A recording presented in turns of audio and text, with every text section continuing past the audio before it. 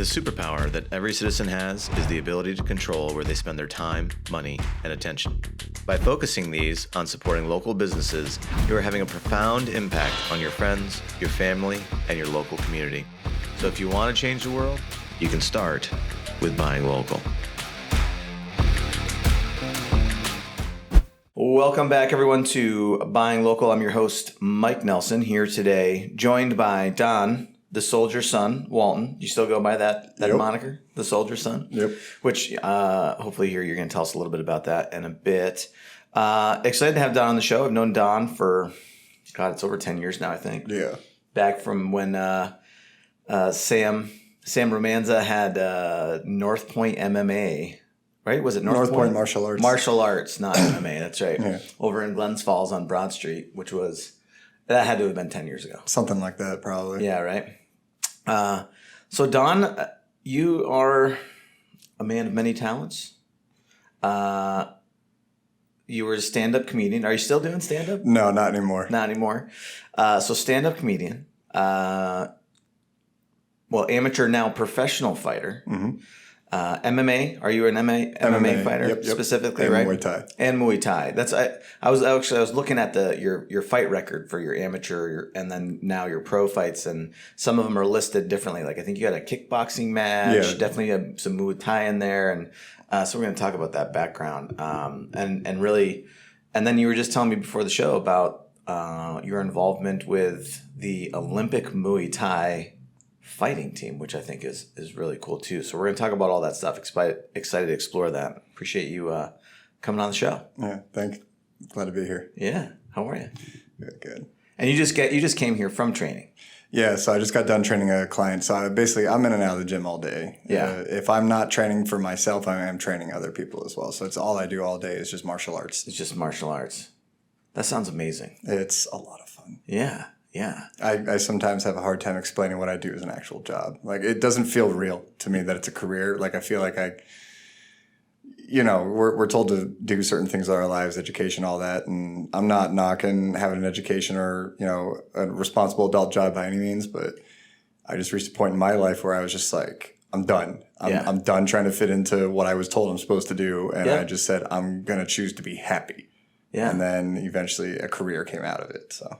Now, I'm trying to kind of go back and give people a little bit of your background. So I think when I met you, right, at North Point, I think you were a blue belt in jiu-jitsu, right? Yeah. And what belt are you now? Brown? I'm a brown. Like Jim said that my black belt is coming. It's coming soon. And that freaks me out. But yeah. There are people who look at me, they're like, what do you mean you don't want to be a black belt? I'm like, people don't realize that there's like a certain level of like responsibility and expectation that comes with that. Yeah. I like being a really good brown belt. But when I was a purple belt and I turned brown, I didn't want to be a brown belt. Eventually what happens is you fall in love with the rank that you have. You really like it. And then they go, hey, time to move on. Like a butt. And I had an instructor years ago explain to me, he goes, good, you should feel that way. It's just like, because it forces you to be that much better and work that much harder by the time you get to that rank. And once you get that rank, now you have to try and fill that. Yeah. I guess it's interesting you say that too, because it's like when you're an underbelt tapping out someone who's a belt above you, right? Like that's a big deal. So when you're a brown belt tapping out black belts or a white belt tapping out blue or whatever it is, like that's I'm sure that's a lot of fun. But then you become the next belt, right? And the pressure. Now it's just expected. Yeah. Now you can't let those brown belts tap you out, otherwise exactly you get made fun of. Exactly. So you're a blue belt, but I remember even back then that you made the decision that you wanted to be a fighter. Yeah. So why on God's green earth does anyone make the decision to become a fighter? Tell me what that is. Okay. So a long time ago when I first started training, I was just doing it for fun. Literally the first thing I said, and it's because of wrestling in high school, I missed doing some form of grappling. Yep. And so I got So you were a wrestler? Yes. I didn't know that. Yeah. So you freaking wrestlers. Yeah. I wrestled in Saratoga High School. Okay. And I just, I'm trying to figure out what to do with my life. I trained martial arts since I was young as well. I did Taekwondo originally. And you did that at Nadakana, which we should have mentioned already, that's where you train, and that's where, right? Were you doing Taekwondo? No, you didn't. Oh, okay. No, it was out of a different Taekwondo school that I'm no longer a part of. And I left that. It reached a point for them where they were no longer about the martial arts. Sure. They were about the money. Yeah, that's unfortunate. And so I just was like, I'm out. I don't want to do this anymore. But I still love training. So I was trying to find a different gym to train out of. And I, spent about 2 years off and on training martial arts in different places until I was 19, where I found James Bruchek. And so what happened was I was working in a store that I was just working a miserable job trying to figure out what to do with my miserable life.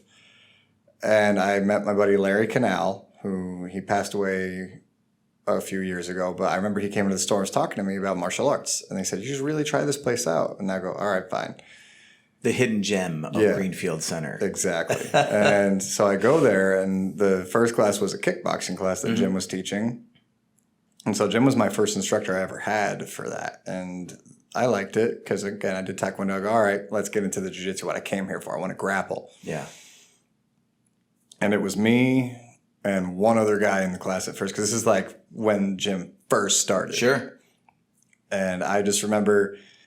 How many years ago was that? I was 19. I'm 31 now, so whatever the math is on that. What is that? Is that I need a calculator. Maybe the audience could phone in. And that's 11 years ago.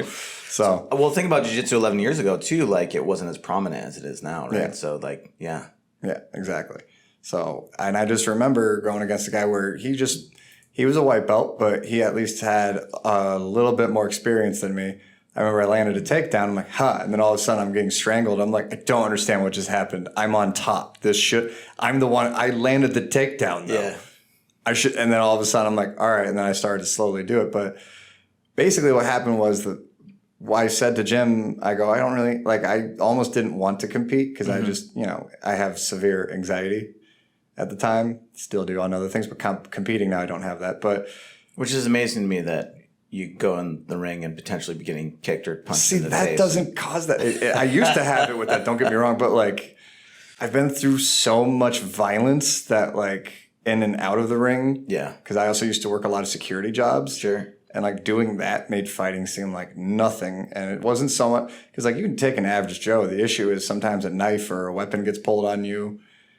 All of a sudden fighting, there's just I'm almost jaded to it now, where it freaks Jim out when I'm warming up backstage, because I don't really do much. I kind of take a nap and I stay relaxed. Yeah. And he's just like, do you want to hit pads? Do you want to maybe break a little sweat? I'm like, nah, man, I'm good. And it honestly, it gives him anxiety that I'm not anxious. But yeah, so I started doing well, and I said, okay, I'll try one jiu-jitsu competition. And then I did a few more. What was your first jiu-jitsu? Was it Naga? It was out in Rochester. What was the name of the tournament? U.S. Grappling. I don't even know if they're still around. But I remember I got silver, and I really enjoyed it. And I go, okay. And it wasn't the same as wrestling in high school. Because in high school wrestling, I remember we were kids, but some of the kids would kind of on my team would kind of haze you and cause, they'd get mad at you if you lost. They don't do that at our school with our team. If we lose, it happens, And so it was really interesting where I go, wow, this is awesome. Even though I got silver, when I lost, I had this anxiety that someone was going to pick on me for it. And everyone's like, dude, you did awesome. I'm like, all right, this is a very positive environment. Yeah. And then I did a couple more jiu-jitsu competitions, and I was starting to also learn striking, proper striking. Because again, the school I was out of originally, they never really taught you to fight. Sure. There was never, especially I think the biggest thing was they never gave you an opportunity to apply the lesson in a real scenario. Well, it's Taekwondo, right? So you're doing a lot of katas. Yeah. You end up doing some board breaking and brick breaking. Even the sparring is not fighting. Yeah. I had my kids in Taekwondo when they were younger. And I remember watching them spar, and it was an interesting thing to watch because it didn't seem very practical. No, it was I hate to. I know, I don't want to bag on it. But they're trained to point fight. They're trained to touch the dot. You get yelled at if there's any impact at this one school. We would get yelled at for that. And so it became more of a sport. MMA is a sport, but let's be real. That transfers over a lot more. But there's a time and a place for Taekwondo things. And there are things from my Taekwondo background that I still use to this day. Yeah. But there are certain things you have to throw out the window as well. And so basically I started to learn how to fight for the first time as well with our school. And it just reached a point where I was being a sparring partner for other guys that were fighting amateur, and I was holding my own with them. Mm-hmm. And I still was like, do I want to do this? I don't know. And then I finally made the decision where I was like, you know what? Let me push myself and see what happens. So in March of 2014, what happened was I was at this weird point in my life where I was deciding what to do, and my dad died. And so I've suffered from depression, anxiety, and issues my entire life. And when my father passed, I just started fighting all the time. I was competing regularly and I was focused on it. And it's funny, I fight now for a different, back then when I started fighting, it was to deal with my mental health issues. Mm-hmm. It was to battle those demons and survive. It was me. There were some days where I would just go to the gym because I didn't want to focus on what was going on inside my head. Sure. And eventually it reached a point where, things catch up. I eventually had to deal with my problems and got therapy and all that too. But fighting really gave me the outlet I needed. Now, it wasn't the cure for my issues. I eventually had to face them, but it really was, a really good thing for me to be able to do to help me while I was in those battles. There were moments during the day because when I'm training, when you're being put in a chokehold, you're pretty focused and present on that, right? Yeah, you have to be. You're going to die. Your mind's not thinking about all the things that are bothering you at that point. It's just, I'm being choked. And so when I tell people, I have people just like, oh, it must feel good to get that aggression out. I go, that's the thing. It's not. There's nothing going on in my head. Mm-hmm. It's that noise, that chatter that a lot of people have, it's off. It has to be. Yeah. Because if it's on, you're going to get killed. So you have to deal with the moment and be present. And so that's why I really enjoy training, because it's a moment where all that chatter that's in my brain turns off, if that makes sense. Yeah, 100%. So, anyway, I went on a tear for a while, and I became ranked number 1 in New York. So hold on, before we go forward with that though, tell me about your first fight. Oh my God! All right, because I want to the idea is fascinating to me. Not ever having been in more than a little scuffle here and there as a kid, you know what I mean? Climbing into a ring with someone that they're there to hurt you. You're there to hurt them. Describe to people listening that will never be in that. So, what is that like, really? So it took me about a year and a half before I could get an opponent to stick around. So what happened was I was supposed to fight in Massachusetts originally, and my opponent 2 days before the fight had to pull out because he got MRSA. Oh. And I found out. You probably don't want to fight that guy. Yeah, no. Well, I found out this is where it gets dumb. This is why I hate people with this sport. It gives you trust issues because you're getting ready for some guy, and then all of a sudden they pull for some stupid sometimes it's a real injury, but the guy got a tattoo the week before the fight.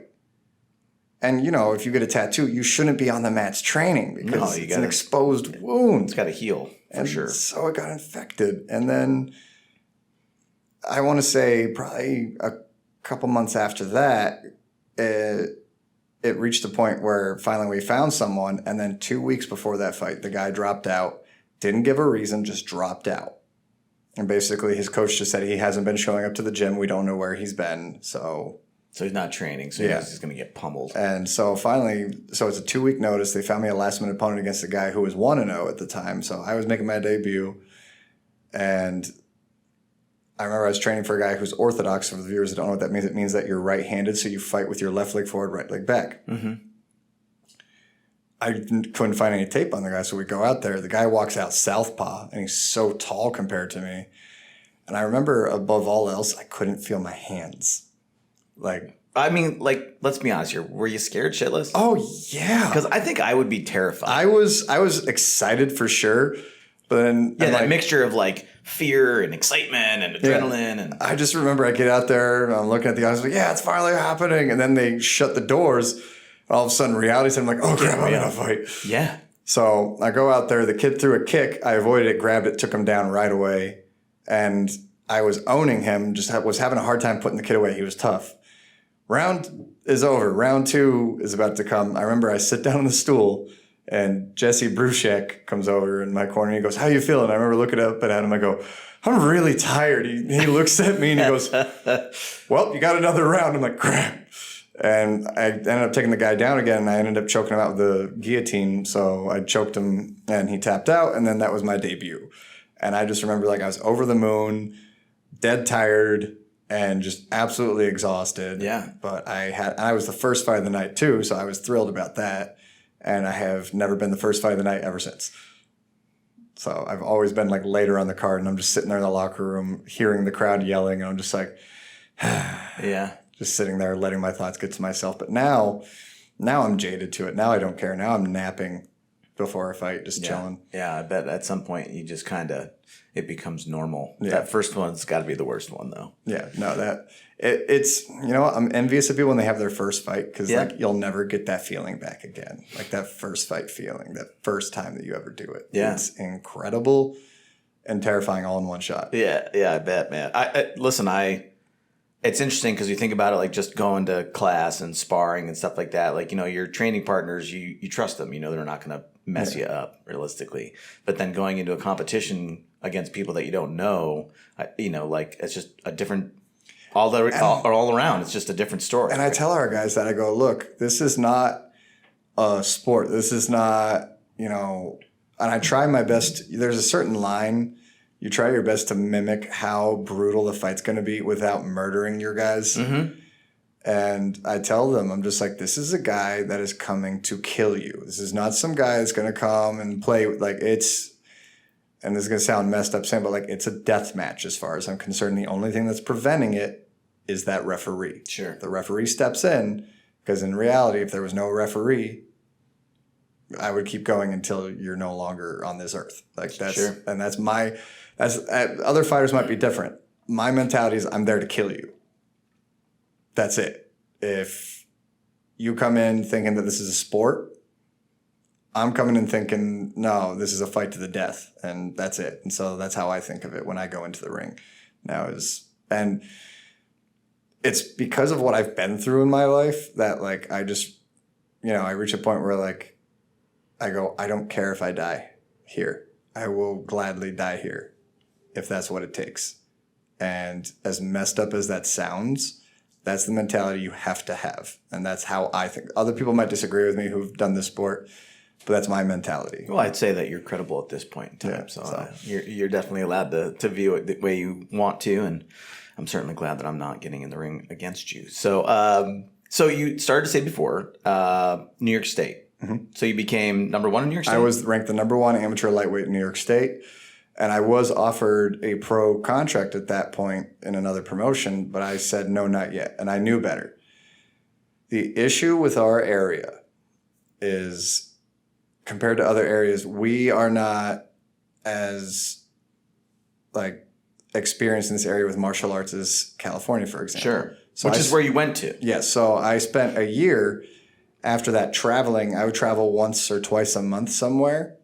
And so I checked out, like, Coconut Creek in Florida, checked out, you know, all kinds of gyms everywhere. I went to Montreal at one point and I checked out TriStar. I checked out some places in North Carolina, checked out a place in New Mexico. And eventually I had this list of gyms, but my heart was set in California. But I go, let me check out these other places first. And when I went to California, I went to Kings of MMA in Huntington Beach, who is ran by Rafael Cordero. And he's a legend. He trained guys like Anderson Silva, Shogun Rua, Vanderlei Silva. He was training Kelvin Gastelum a while back. He's the one that trained Mike Tyson for his fight against Roy Jones Jr. Oh, no kidding. Yeah. So that's crazy. Yeah. So it reached a point where I moved there.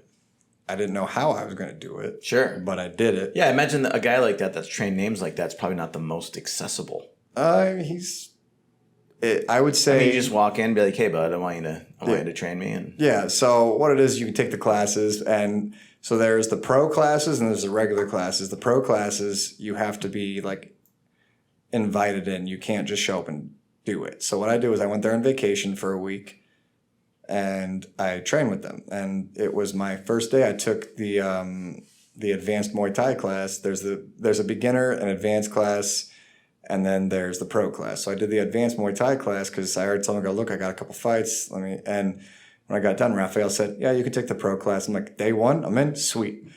I didn't realize the hell I was in for. So Now, had you done Muay Thai before at that point? I trained in kickboxing. The issue is there's no Muay Thai instructors here. So I've done Muay Thai. Well, there is now. Yeah, I know, right? I forgot about myself. That's right. Yeah. So I had done Muay Thai with an instructor when I was here. He was in town temporarily until he moved. And so it was a couple months with him. We had this guy, Ajar Nelson, where he was a Muay Thai master as well. And he came here and did a seminar with us. Solid name. I had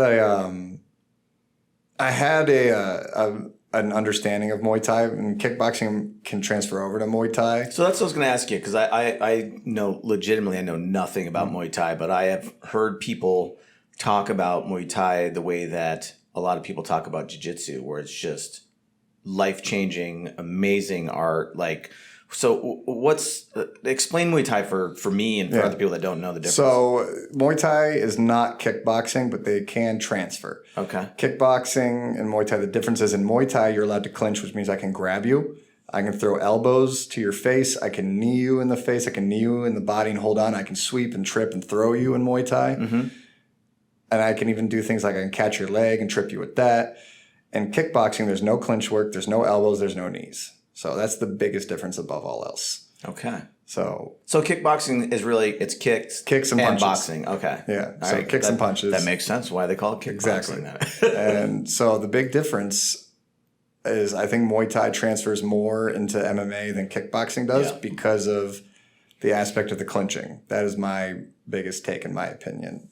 And the elbows and other stuff with that. But okay. It just reached a point where, so I did the Muay Thai class and then they knew that I had rank in jiu-jitsu. And so they said, hey, you can try a pro class. And still, I'm only there for a week just trying things out. And what belt were you in jiu-jitsu at that point? I was a purple belt at that point. Purple belt, okay. Yeah. So I went with this guy named Maka Hao.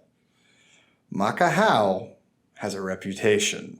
And so they do this thing at King's called the King's Welcome. They want everybody that walks in there to know that they are some of the baddest dudes there. So we're going through the class, doing different drills, and Maka Hao is this big jack Brazilian guy.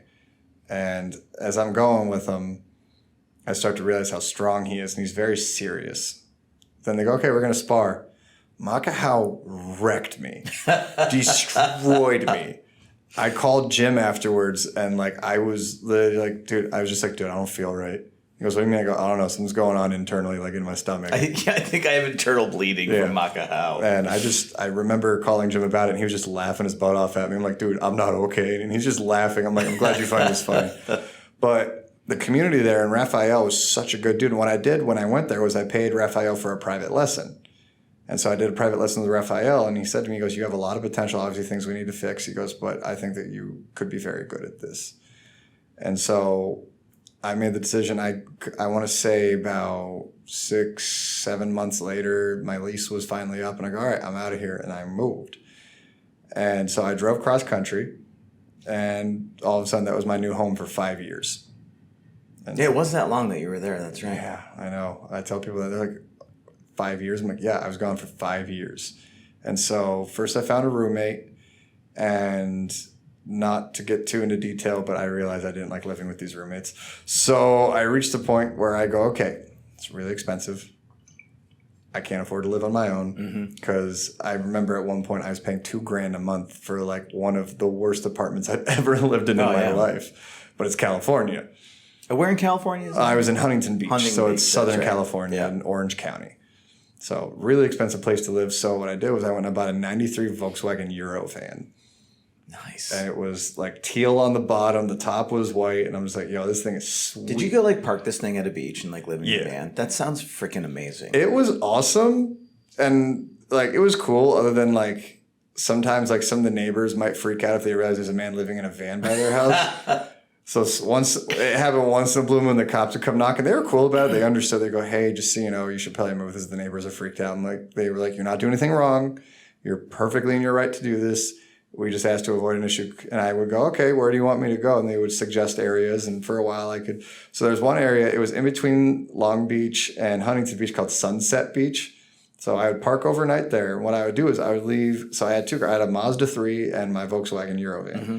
I would park the Mazda downtown Huntington Beach in random places.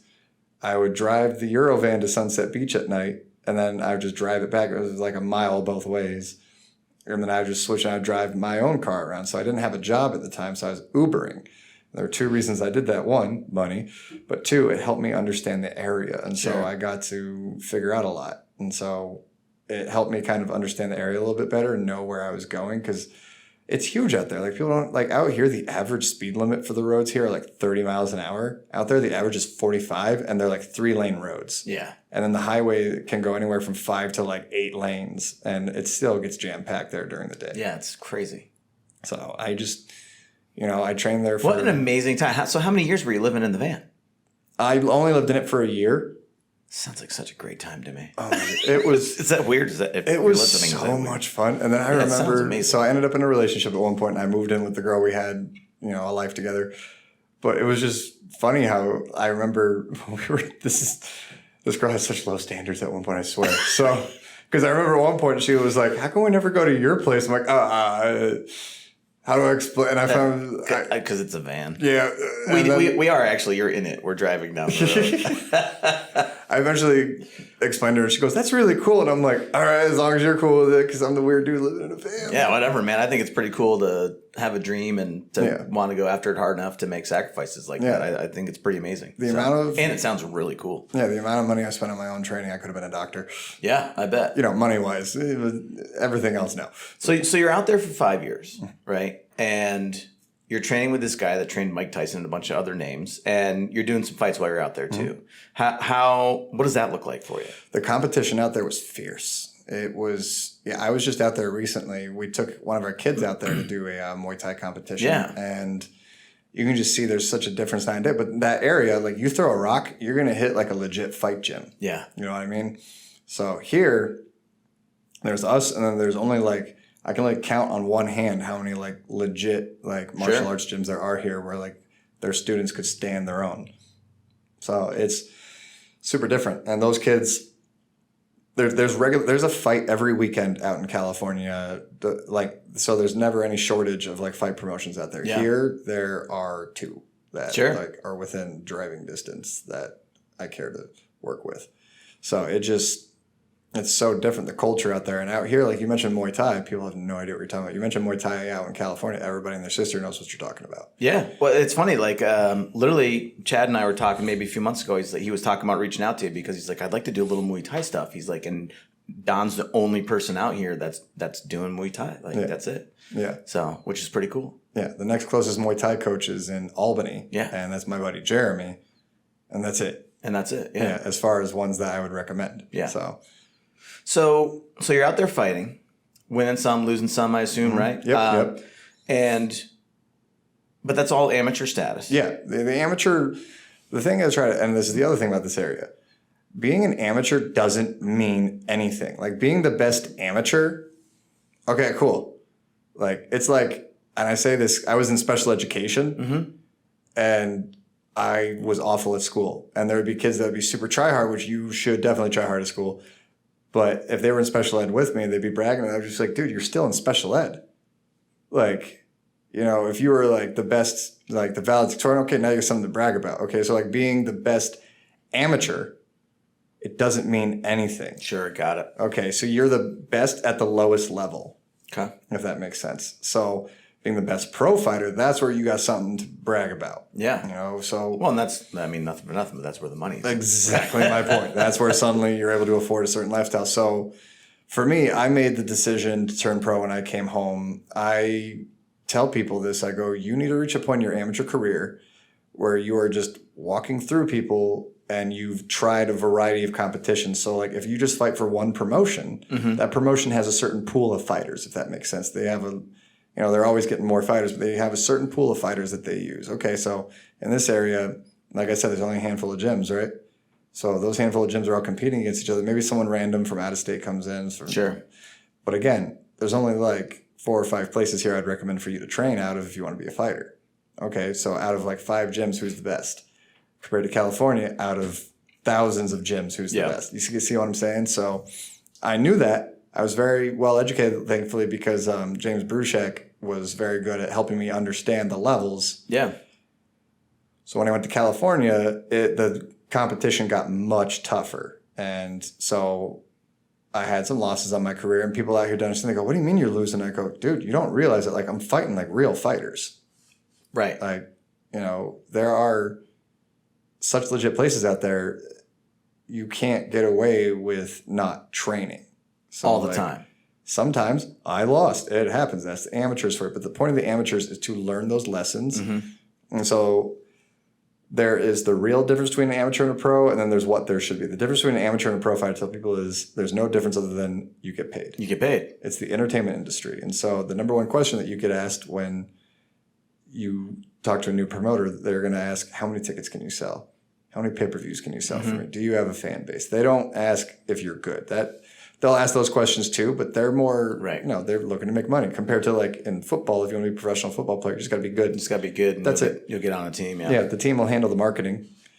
So I have to market myself in a certain way. So now we're in the entertainment industry. So it's no longer about sports, it's about the entertainment industry now. And so when I first moved out there, well, I'm in California. I don't have a fan base out there. I can't sell tickets. Right. So instead, what I had to do, I would go to the promoters and go, give me your most popular guy that nobody wants to fight. I'll fight that guy.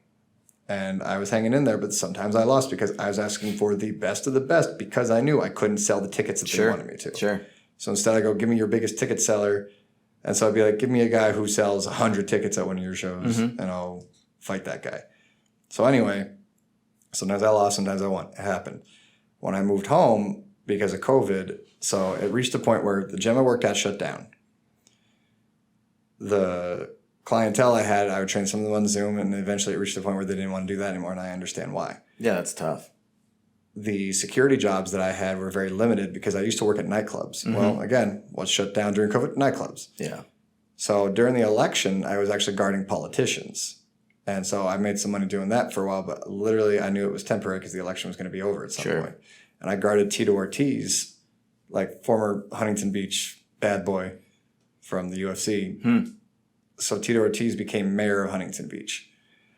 And I remember guarding him, and I was there during the riots. I was there. I don't know if you ever saw the video where a bunch of those cop cars got lit on fire in Hollywood.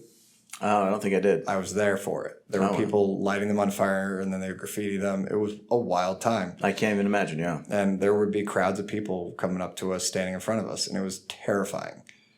So eventually I reached the point where I said, okay, I had... Getting out of Cali. Yeah.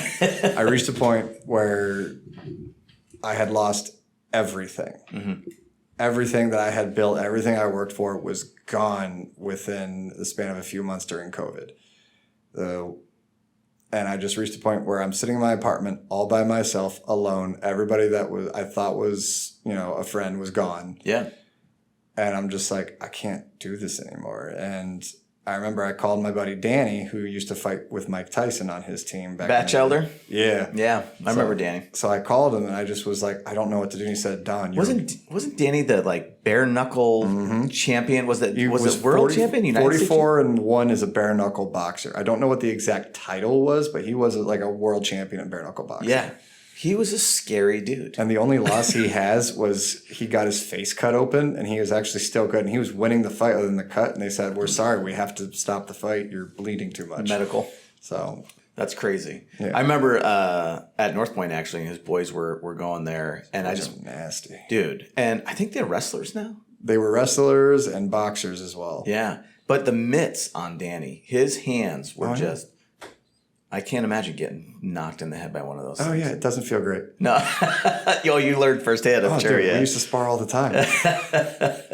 But yeah, it just, when I called Danny, so I said to Danny, I go, I don't know what to do. And he just said to me, he goes, dude, you're lost. Come home. I go, what do you mean? He goes, I was lost at one point when I was training with Team Tyson, and I lost all the money because I blew it all. And he said to me, he goes, I made... throughout my career, $10 million. Because you know how much money I had from that? Nothing. He said, come home. It's okay to come home. And so I just went, I'm coming home. And suddenly, I lit up. And I just was like, I'm going home. And then, so I moved back in January of 2021. Okay. So you moved back home. You are training at Nadakana, because now it's pretty much back in regular. So we were still in COVID times. we were limiting the classes to, we called it pods. We had different classes where we go, you are in this specific pod. So there were limited size classes. We were still in masks, and rolling in masks was awful. But, and I would try to explain to people, we are a state funded facility. Yeah. Like, we understand, but I have to follow the guidelines. 100%. Don't want to get shut down. Exactly. So I'm like, we're trying to stay open. Yeah. And so we had some people that didn't like it. Some were understandable. Others were fully supportive. And others just went, nah, man, I don't want to train here. I go, understandable. That's fine. Yeah. Do what you got to do. And so everybody's got to make their decisions. The school, survived. And eventually the school now is bigger than it's ever been. I know, man. Those classes are packed right now. I know. I love it. Last night's class, my God, like you're just bumping into people. Yeah. Thank God Jim's got the other room opening up. So we're renovating that space. And so and the school that's in the back, they're moving out. So we're going to have 3 spaces to be able to utilize. Yeah, it's pretty sweet. So I'm looking forward to that. Yeah.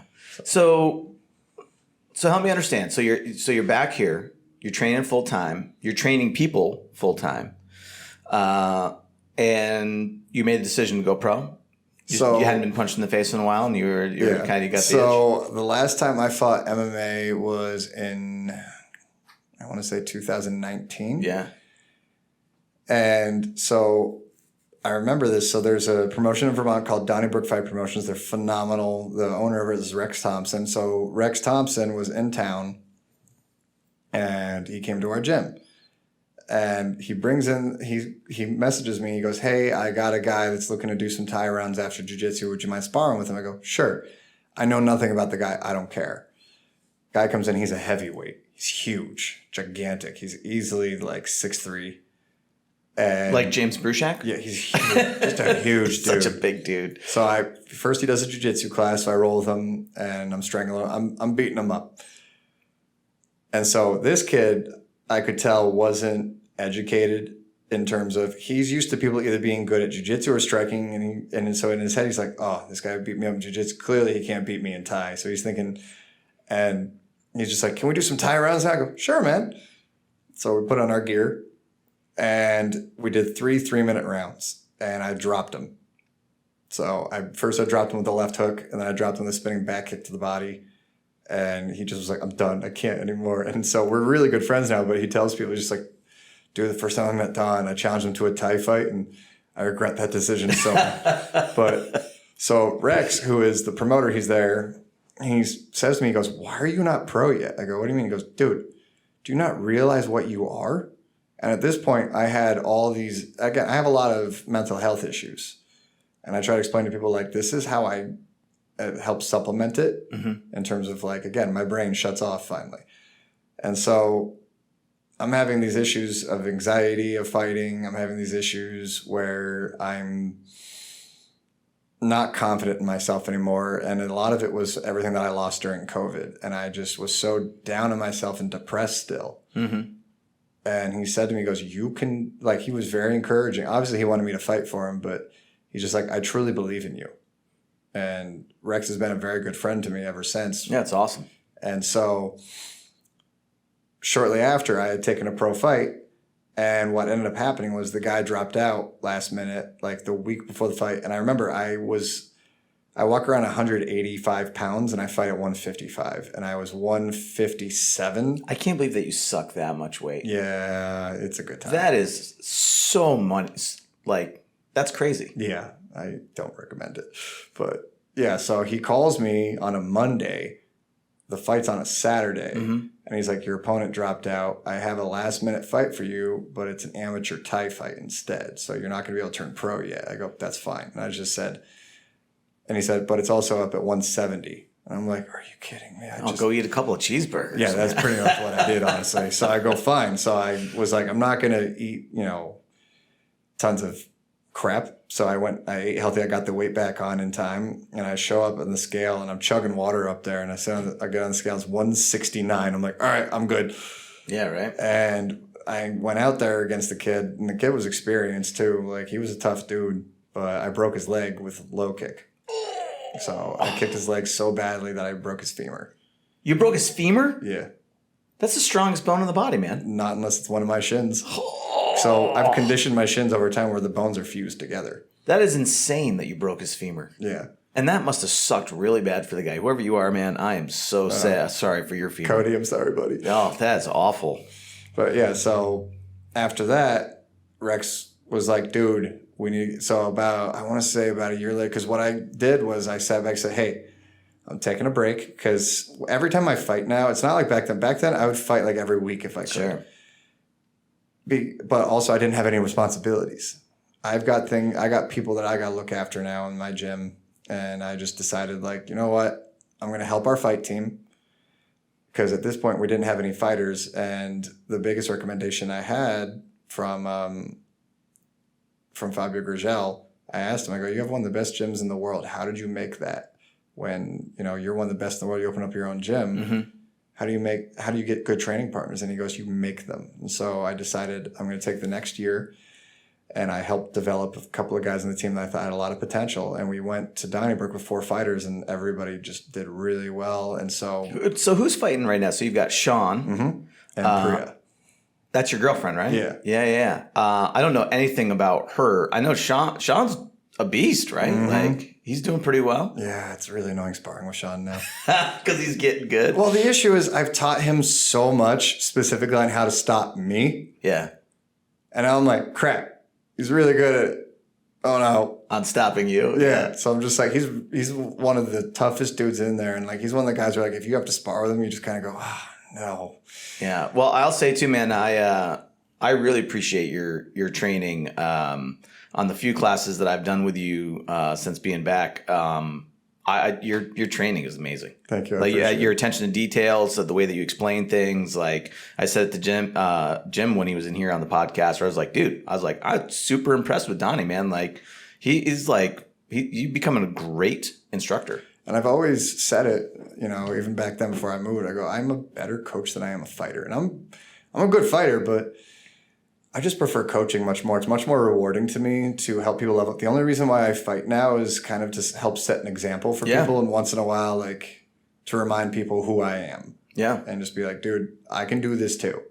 Like, don't forget that. And so, but fighting takes a lot of my heart, mind, and soul and body all have to be like, I couldn't imagine what you guys are doing going in the ring like that, man. Yeah. That's and nuts. So if one of those aspects isn't lined up, I go, I'm not fighting anytime soon. Yeah. So,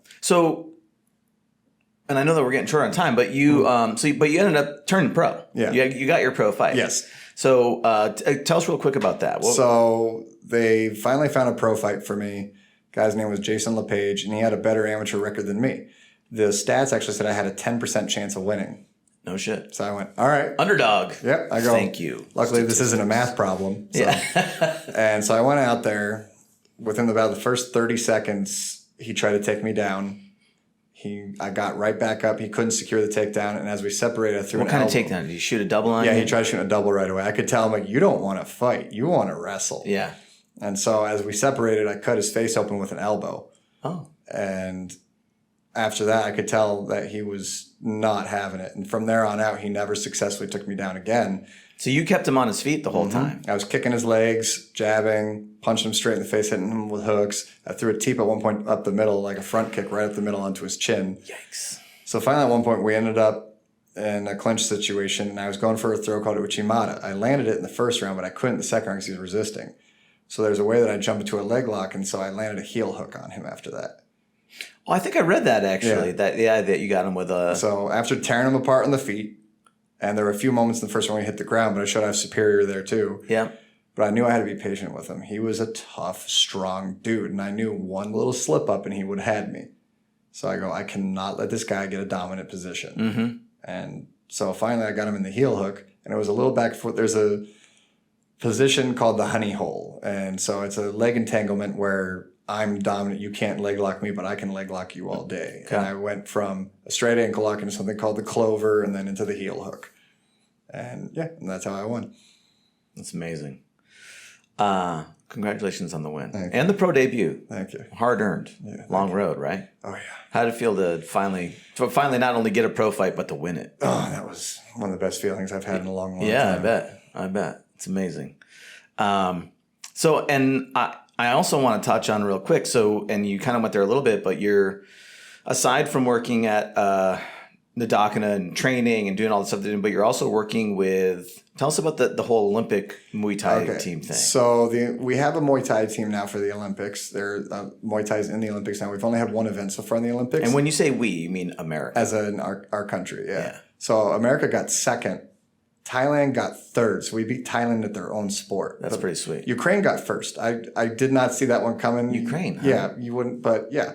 Hey, that's a fighting country. Don't know. I guess, yeah, right. So it's rough. Yeah, so I just I noticed that there was a tournament coming up, and one of the standards was for this kid Damien, you have to have 3 sanctioned fights. Well, Damien only had 2, so we flew out to California over the weekend, back where I used to live and train. Yeah, and he fought. He had some really tough kids. He had to go up in age, weight, and skill level. Wow. And he hung in there with this kid that was ranked in the state of California. This was a tough kid.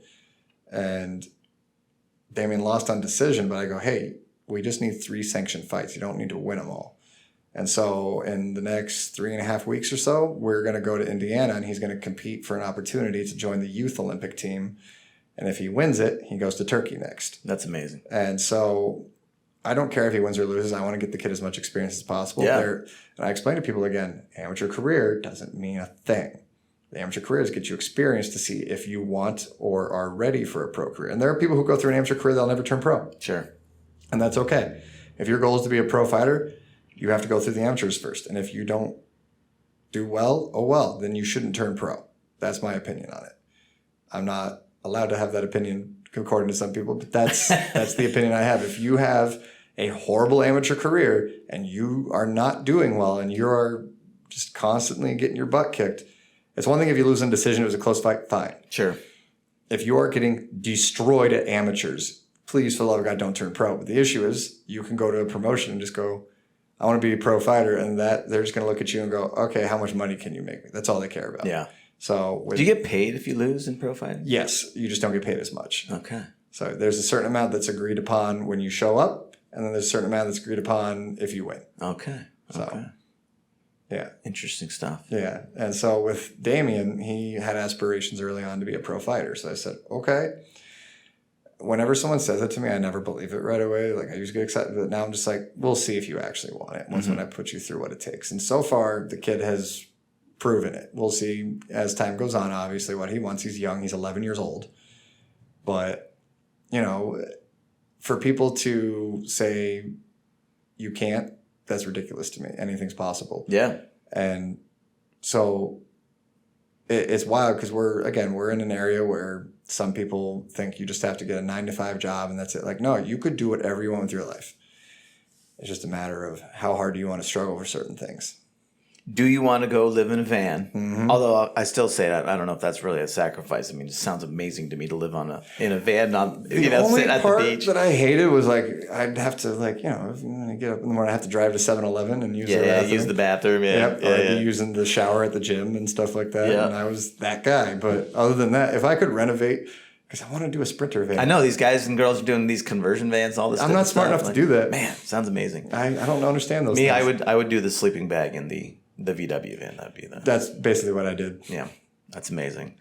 So, Don, I can't thank you enough for coming in and telling an amazing story. And so if someone wants to get a hold of you, find you, learn more about the kind of training that you do, how you can help them, whether they just want to do it for, self-defense or if they want to get into fighting, how do they find you? So you can either message me on Instagram, Don, the Soldier Son Walton. There's an underscore in between all of those. Okay. You can just add me on Facebook, Donald Walton, or you can just go to our website, www.nebjja.com, and you can find us through that. And that A on the end of that is the important part because there is an nebjj.com. It's a different website. Totally different place. Yes. I found that out the other day, actually. I was looking for the class schedule, and I was like, nebjj.com? I'm like, no, that's not it. So nebjja.com. Yes. All right. That's awesome. Well, thanks again, man. And again, I will just one more time say how amazing of an instructor you are. Thank you. And if anyone's in the area looking for really high quality instruction, not only is Nadakana a great place to go and train, but Don's an amazing coach. So thank you. Absolutely. Thanks again. Good to see you. You too, man. And thanks everybody for listening to Buying Local. The superpower that every citizen has is the ability to control where they spend their time, money, and attention. By focusing these on supporting local businesses, you are having a profound impact on your friends, your family, and your local community. So if you want to change the world, you can start with buying local.